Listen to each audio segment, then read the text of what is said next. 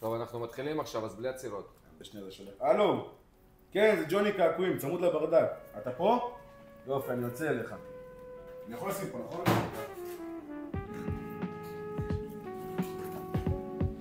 קיצר שומע בלי עצירות הפעם. לא, הכל טוב. זה רגע שנייה, אוכל, חברים. ג'וני, אתה רוצה איזה משהו? איזה רול משהו? A few moments later. תקדם, אחי, כמה עצירות? וואי, לא נעשה סיגר אחרי האוכל.